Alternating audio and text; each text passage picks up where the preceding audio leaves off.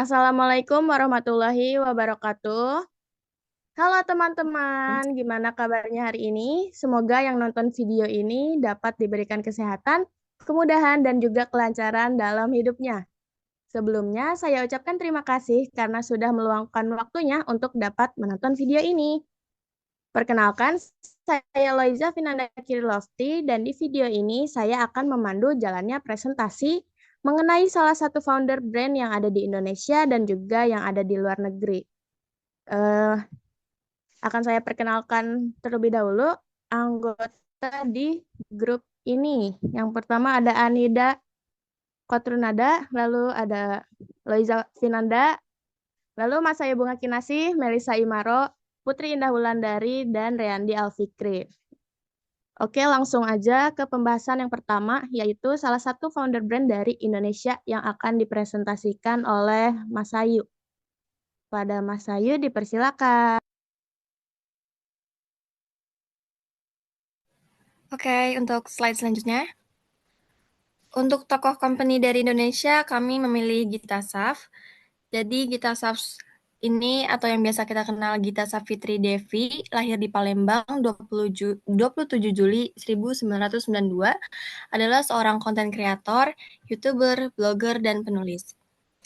Ia menempuh S1 dan S2 Kimia Murni di Freie Universität Berlin, Jerman, serta aktif membagikan pandangannya tentang gaya hidup dan pendidikan melalui platform sosial media miliknya. Selain sebagai penulis dan YouTuber, Gita juga terjun ke dunia bisnis dengan mendirikan merek pakaian bernama Tessa Farah pada tahun 2017 yang awalnya berfokus pada penjualan hijab dan kemudian berkembang ke produk pakaian lainnya. Pada akhir Juni 2023, ia meluncurkan merek perawatan kulit bernama Moin, sejalan dengan profesinya sebagai ahli kimia formulasi produk perawatan kulit di sebuah perusahaan kosmetik di Jerman. Dengan latar belakang pendidikannya di bidang kimia dan pengalamannya sebagai skincare formulator di Jerman, meluncurkan bisnis skincare bernama Moin yang mengusung konsep produk berbentuk stick untuk menyederhanakan rutinitas perawatan kulit, menekankan pada penggunaan bahan-bahan berkualitas dan aman, serta mengutamakan transparansi dalam pemilihan bahan baku dan proses produksi. Nama Moin sendiri berasal dari bahasa Jerman yang merupakan sapaan informal yang umum digunakan di daerah utara Jerman, tempat Gita Savitri Devi pernah tinggal. Sapaan ini setara dengan hai atau halo dalam bahasa Indonesia dan dipilih untuk memberikan kesan ramah dan dekat pada merek ini. Moin hadir dengan filosofi dan nilai yang berfokus pada kesehatan kulit dan ramah lingkungan, tercermin dari penggunaan bahan-bahan yang berkelanjutan dan kemasan yang dapat didaur ulang. Moin juga fokus pada penggunaan bahan mentah dengan cerita menarik dan nilai-nilai positif, seperti Soraya Butter dari Kalimantan Barat yang diperoleh secara etis. Untuk slide selanjutnya,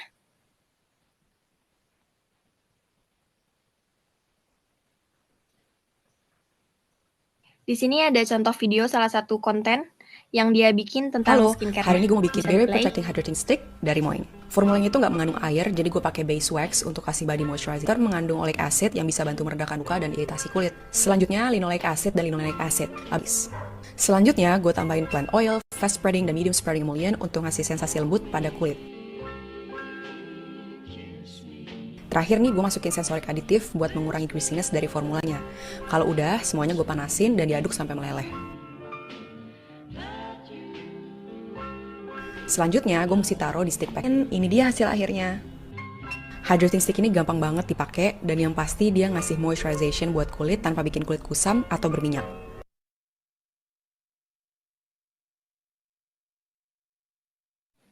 Oke, untuk slide selanjutnya akan dijelaskan oleh teman saya. Oke, terima kasih Mas Aryo. Selanjutnya dari Brandman sendiri, dia punya 4 produk. Yang produk pertama itu second skin moisturizing gel cream. Yang kedua ada calming cleansing stick. Yang ketiga ada post probiotic restoring serum. Yang terakhir ada Barrier protecting hydrating stick. Nah, jadi yang disebutkan tadi awal, Moin ini berfokus pada stick dan juga yang versi gelnya atau staple yang bisa disebut staple.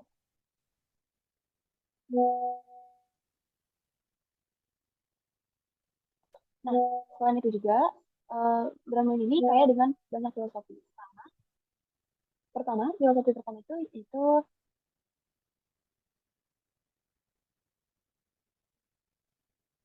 um, skincare is beauty. Nah, apa itu maksudnya skincare is beauty? Jadi brand Moin ini percaya bahwa uh, untuk mengurus kulit itu nggak cuma dari apa ya, menormalisasikan dia saja, tapi juga uh,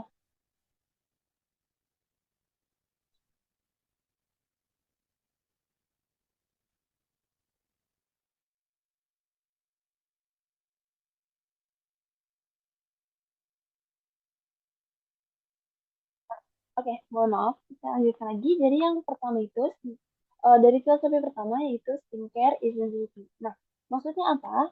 Di sini maksudnya untuk menjaga kesehatan itu tidak menjaga kulit itu tidak hanya dari penampilan tapi juga dari kesehatan. Nah, Moin memiliki filosofi tersebut. Nah, filosofi kedua yaitu skincare is for everyone. Jadi, Moin ini filosofi dari Moin sendiri ini dia membuat produk skincare brand skincare yang eksklusif buat semua orang. Uh, Maksud saya inklusif.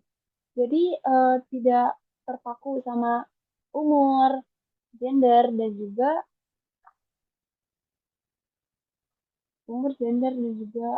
jenis kulitnya sendiri.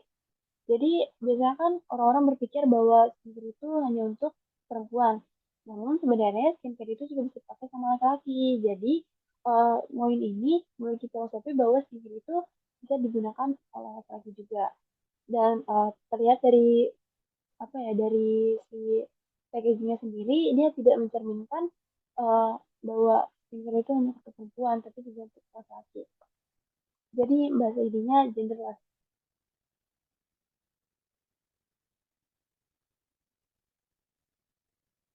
Oke, filosofi yang ketiga yaitu skincare should be made easy. Nah, jadi skincare itu nggak perlu pakai banyak step untuk mendapatkan kulit yang sehat. Nah, jadi Moin memiliki filosofi bahwa skincare itu harusnya simple. Kita tidak harus pakai 10 step skincare untuk dapetin kulit yang sehat dan juga glowing bahasa anak mudanya. Nah, jadi Moin ngajarin kita untuk pakai skincare secukupnya aja atau minimal. Nah, eh, filosofi keempatnya yaitu skincare should be totally formulated. Jadi, kita sendiri, founder dari Moin, saat membuat krim ini, dia berpikir bahwa skincare itu seharusnya dipromosikan dengan baik mungkin dan dipikirkan sematang mungkin.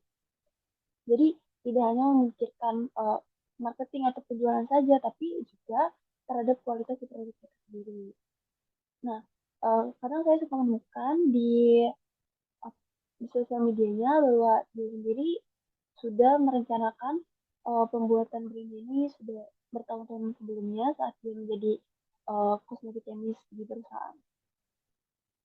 Nah, Moe sendiri diformulasikan di Jerman, yang diformulasikan oleh dia sendiri yang sebagai kosmetik chemist, dan Moe ini juga brand skincare untuk semua umur, jenis kulit, dan gender. Oke, selanjutnya akan dijelaskan oleh teman saya. Baik, saya izin melanjutkan. Di ketiga gambar ini, kalian bisa lihat di gambar yang sebelah kiri. Kalian bisa lihat kalau Moin itu menunjukkan komitmennya terhadap keberlanjutan melalui Our Sustainability Journey. Jadi, Moin menggunakan 50% plastik, daur ulang pada kemasan, kardus pengiriman ramah lingkungan, dan juga bahan pelindung dari jagung yang biodegradable. Hal ini menunjukkan bahwa Moin tidak hanya fokus pada produk, tapi juga fokus terhadap dampak positifnya bagi lingkungan. Lalu di gambar yang tengah, terlihat bagaimana Moin menawarkan rutinitas skincare yang lebih sederhana dibandingkan tren 10 step skincare yang kompleks. Dengan konsep minimalis, Moin membantu pengguna mendapatkan kulit sehat tanpa banyak produk, sekaligus mendukung gaya hidup yang lebih mindful. Lalu, di gambar yang kanan ini, Moin memperkuat nilai edukasi dengan kutipan dari foundernya, yaitu Gita Savitri Devi. Di kutipan ini menekankan bahwa penting untuk memahami kandungan produk sebelum digunakan, sehingga konsumen bisa lebih bijak dalam memilih skincare yang sesuai dengan kebutuhan kulit. Next slide. Oke, untuk di slide ini kalian bisa lihat lagi di gambar yang kiri. Jadi Moin menawarkan berbagai topik edukatif seputar skincare seperti skincare trend, cosmetic science, dan juga ingredient highlights yang bisa dipilih sesuai minat pengguna. Lalu gambar yang tengah terlihat bahwa Moin memberikan informasi mengenai tren skincare terkini seperti pentingnya skin barrier, penggunaan skincare berbentuk padat, dan dampak polusi pada kulit.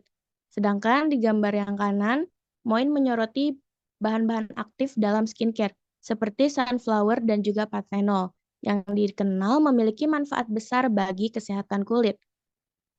Melalui konten edukatif ini, Moin tidak hanya menawarkan produk, tapi juga membantu pengguna memahami kandungan dan tren skincare yang lebih mindful. Next slide.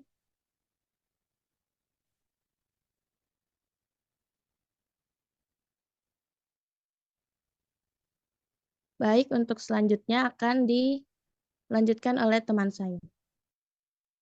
Baik, terima kasih. Saya di sini akan melanjutkan presentasi tentang pengusaha yang terkenal yang berada di negara selain Indonesia, negara luar, yaitu Bill Gates. Bill Gates sendiri lahir di settlement Washington 28 Oktober 1955. Tepatnya beliau lahir dari pasangan William H. Gates, SR, dan Mary Maxwell Gates. Ia memiliki darah Inggris, Jerman, Skotlandia. Ayahnya, yaitu William H. Gates, HR ini adalah seorang pejabat, dan tentunya mereka berada di keluarga menengah ke atas. Dan Bill Gates sendiri ini memiliki seorang kakak bernama Christian dan seorang adik bernama Libby. Bill Gates sendiri ini tertarik dengan komputer sejak saat ia berusia balita. Bill Gates ini menempuh pendidikan di Harvard University sebelum akhirnya keluar dan mendirikan Microsoft bersama Paul Allen sebagai salah satu pendiri perusahaan teknologi terbesar di dunia. Ia berperan penting dalam revolusi komputer pribadi. Selain itu, ia aktif dalam kegiatan filantropi melalui Bill Gates dan Melinda Gates Foundation yang berfokus pada kesehatan global, pendidikan, dan pengentasan kemiskinan. Tentu saja, ia juga menduduki peringkat tetap di antara orang-orang terkaya di dunia dan menempati peringkat pertama sejak 1995 hingga 2009, tidak termasuk pada 2008 ketika ia turun ke peringkat 3 saat masa jabatannya menjadi direktur di Microsoft. Kemudian di slide selanjutnya, pada tahun 1980, Bill Gates menandatangani perjanjian dengan IBM untuk menyediakan sistem operasi komputer pribadi pertama di IBM. Ia bekerja sama dengan sahabatnya Paul Allen untuk membuat perangkat lunak bagi komputer mikro pertama.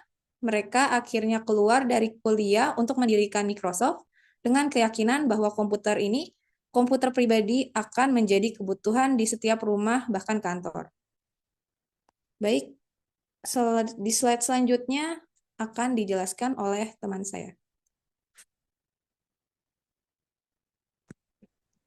Oke, untuk selanjutnya, kita akan membahas bagaimana Microsoft bangkit dan menjadi raksasa industri teknologi pada era 1980-an hingga 1990-an. Kesuksesan besar Microsoft dimulai pada tahun 1980 ketika mereka menjalin kerjasama dengan IBM untuk menyediakan sistem operasi bagi komputer mereka. Dari sinilah lahir MS-DOS, yaitu yang merupakan sistem operasi yang menjadi fondasi bagi perkembangan lebih lanjut. Namun, inovasi terbesar Microsoft datang dengan peluncuran Windows, yaitu sebuah antarmuka grafis yang lebih ramah pengguna dibandingkan sistem berbasis perintah seperti MS-DOS. Lalu, ketika memasuki era 1990-an, Windows berkembang pesat dan dengan cepat menjadi sistem operasi paling populer di dunia. Keberhasilan ini tidak hanya mengukuhkan dominasi Microsoft di industri teknologi, tetapi juga menjadikan pendirinya, yaitu Bill Gates, menjadi salah satu orang terkaya di dunia. Kebangkitan Microsoft pada periode ini adalah bukti bagaimana inovasi, strategi bisnis yang tepat, dan pemahaman akan kebutuhan pasar dapat mengantarkan sebuah perusahaan ke puncak kesuksesan. Oke, untuk sekian dari saya, untuk selanjutnya akan dijelaskan oleh Randy. Ya, teman-teman, di sini saya akan menjelaskan tentang produk-produk yang dikeluarkan oleh Microsoft itu sendiri. Nah, di sini itu kesuksesan Bill Gates atau sering disebut Gates datang dari visi, inovasi, dan strategi kompetitif. Dia ini fokus untuk membuat perangkat lunak yang dapat diakses, terus meningkatkan teknologi, dan memperluas pengaruh Microsoft. Nah, di bawah kepemimpinannya ini, Microsoft itu meluncurkan banyak produk nih, terutama yaitu ada 3 produk yang akan dibahas, yaitu yang pertama ada Microsoft Office. Nah, Microsoft Office ini adalah sekumpulan perangkat lunak produktivitas untuk bekerja dari Microsoft yang mencakup aplikasi seperti Word. Word itu seperti pengolah kata, terus ada Excel. Excel itu untuk lembar kerja, terus ada PowerPoint untuk presentasi dan lainnya. Nah, yang kedua itu ada Internet Explorer, atau kalau yang sekarang bisa disebut itu sebagai Microsoft Edge. Nah, Internet Explorer ini bisa untuk sebagai peramban untuk mencari di Google, untuk mencari data-data atau informasi. Nah, kemudian ada Xbox juga, yaitu sebuah sistem konsol permainan video yang dikembangkan oleh Microsoft, mencakup seperti beberapa generasi seperti Xbox, Xbox 360, Xbox One, dan Xbox Series X atau S, serta layanan seperti Xbox Game Pass dan Xbox Live untuk bermain secara daring. Next slide.